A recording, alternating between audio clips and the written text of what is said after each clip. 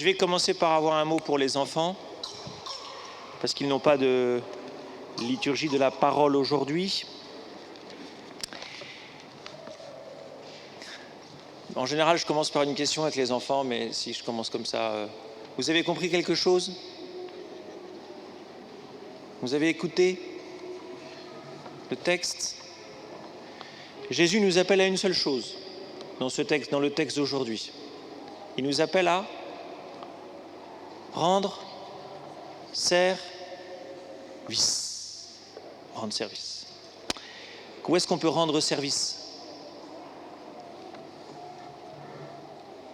Où est-ce qu'on peut rendre service? À la maison. Je fais les questions et les réponses. À la maison. Parce que c'est notre joie. De savoir rendre service les uns aux autres en famille, c'est le premier apprentissage du service et donc de la joie. Voilà. Vous avez retenu ça? Si vous avez retenu ça, c'est bon. Vous pouvez dessiner, faire autre chose. Je vais maintenant m'adresser aux parents. Alors, on continue la lecture de Saint Marc. On a un nouveau cas pastoral. Le problème de ce cas pastoral, entre guillemets, le problème, je ne sais pas si c'est un problème, mais nous avons un cas pastoral avec les disciples.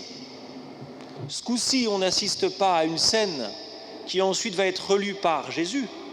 C'est les disciples eux-mêmes qui posent problème.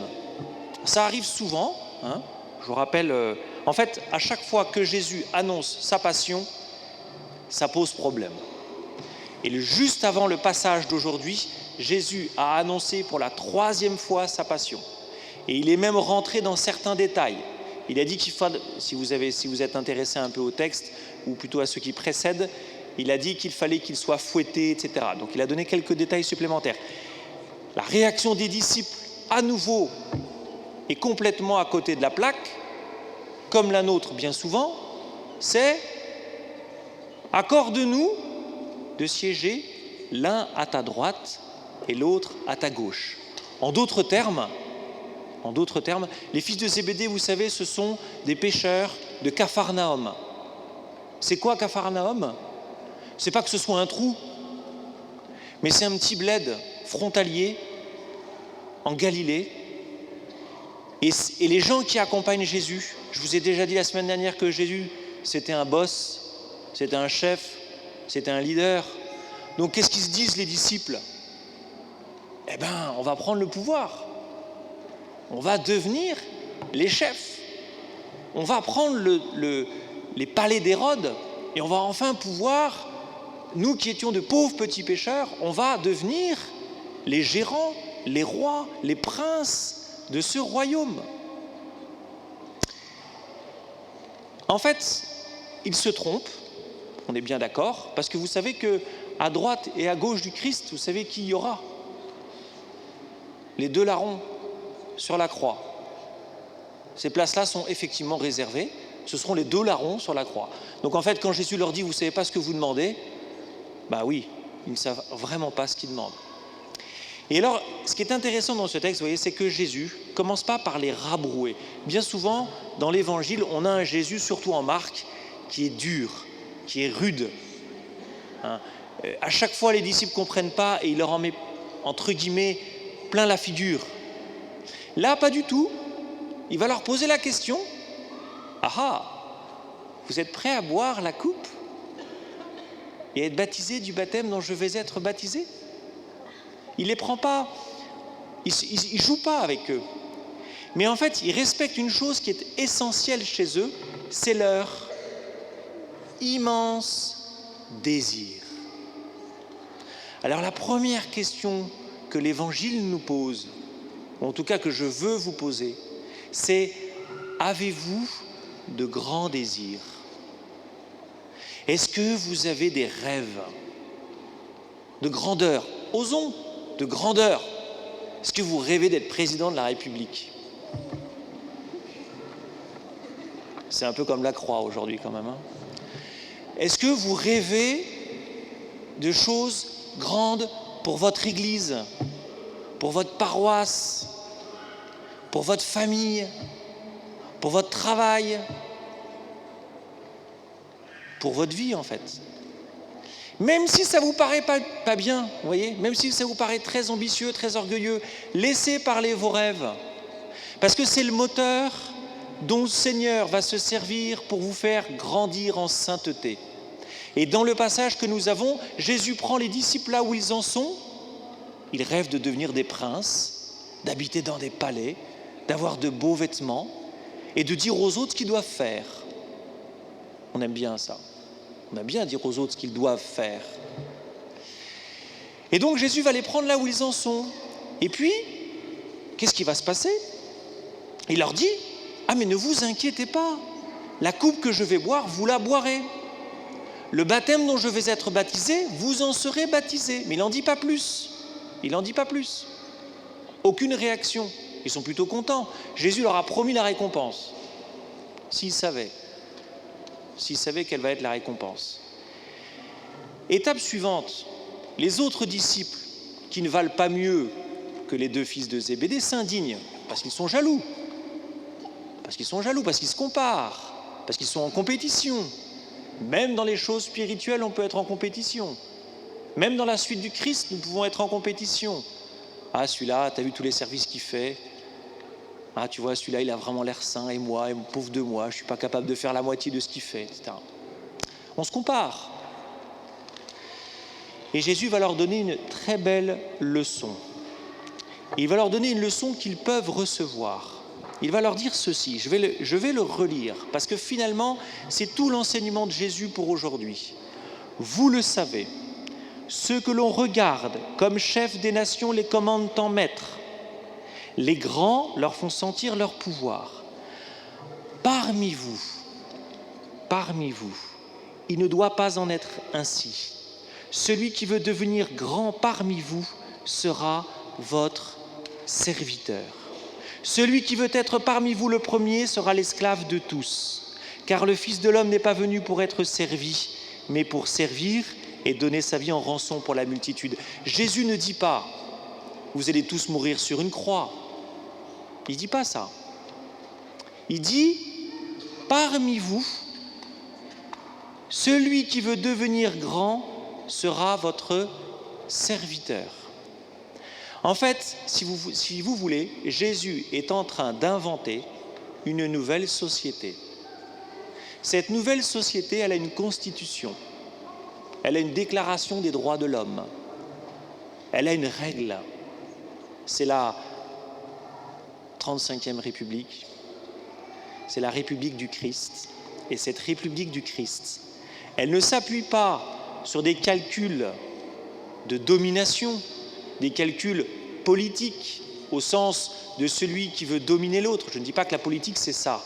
Je dis que bien souvent, malheureusement, la politique est dénaturée parce qu'il s'agit plus de faire carrière, entre guillemets, pour assouvir son désir de puissance.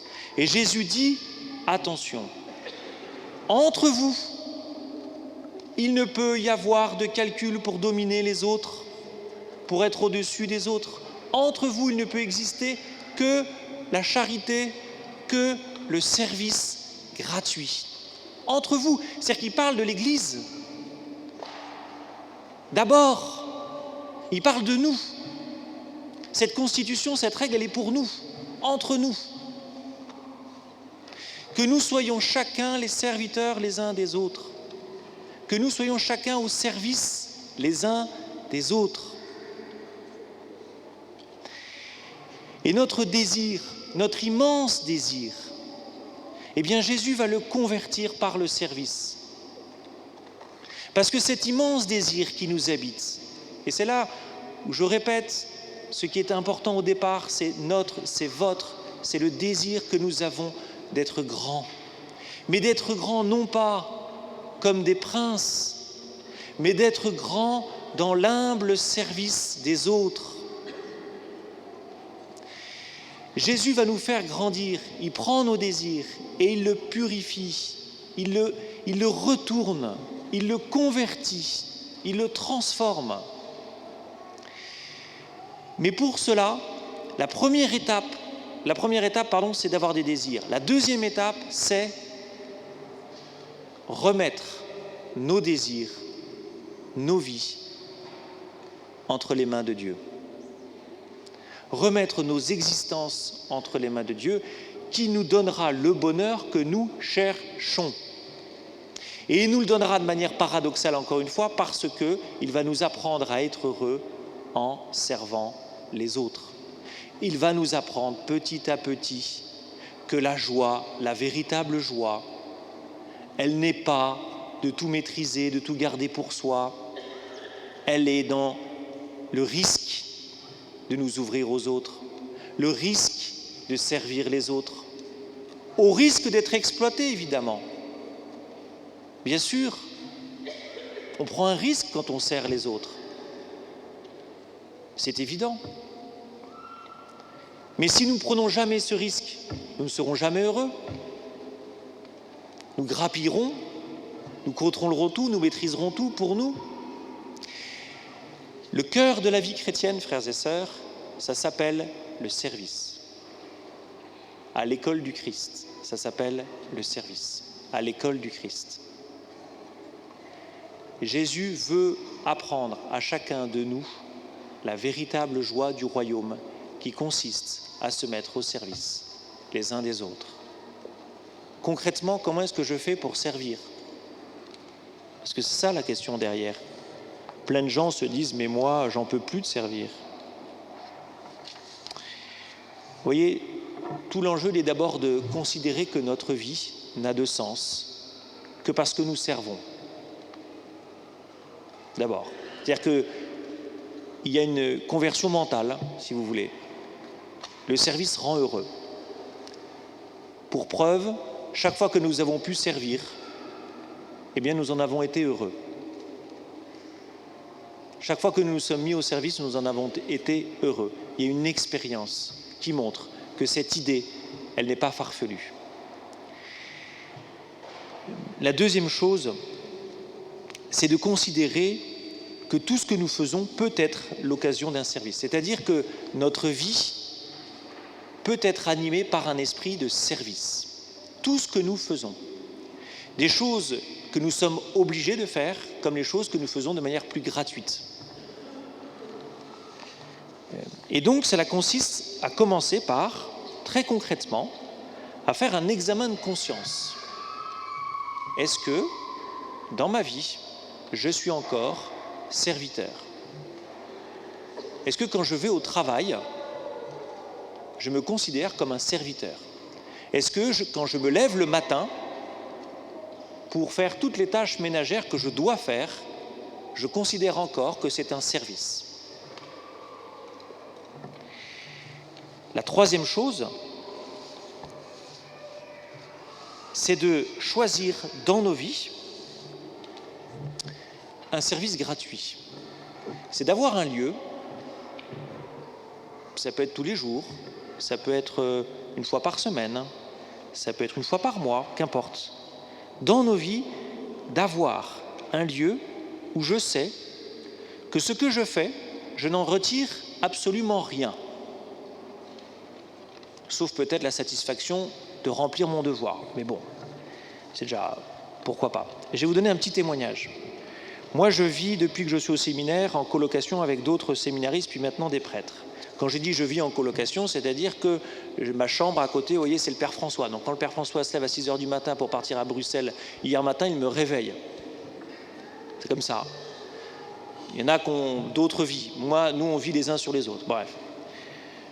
Au bout d'un moment, je ne sais pas si on se lasse, mais enfin bon. En tout cas, on fait des efforts. Bon. Eh bien, un jour que j'étais au séminaire, j'ai réalisé que finalement, cet examen de conscience dont je viens de vous parler, je le fais, je ne sais pas pourquoi, j'ai une lumière, et je me dis, en fait, je suis quand même très tourné sur moi-même. Et donc, j'avais décidé, parce que nous partions à la louange sans ranger le petit déjeuner, parce qu'on était un peu pressés, de remonter on avait petit déjeuner, louange, adoration. Et donc, je remontais à la fin de la louange pour ranger le petit déjeuner. Ça a l'air de rien, ça peut faire sourire, mais c'est ça le service. C'est ça le service. Le service, c'est des choses très simples que je peux faire en secret. Pas besoin que les autres le voient. Pas besoin de dire « Ah, au fait, tu as vu que… » Trouver un service gratuit à faire, simple, humble, silencieux. Ensuite, ça c'est l'étape suivante, comme nous sommes serviteurs les uns des autres, eh bien c'est d'avoir un service d'église. Nous sommes serviteurs les uns des autres, en église. Une façon de dépasser ma propre sphère, c'est de dépasser ma sphère familiale aussi. Et donc c'est de m'ouvrir aux autres. Un service d'église, qu'importe, quel qu'il soit. S'engager dans l'ordre de Malte, c'est un service d'église. S'engager à la liturgie, c'est un service d'église. S'engager à s'accueillir les uns les autres le dimanche, c'est un service d'église. Tout service est nécessaire, tout service a sa valeur.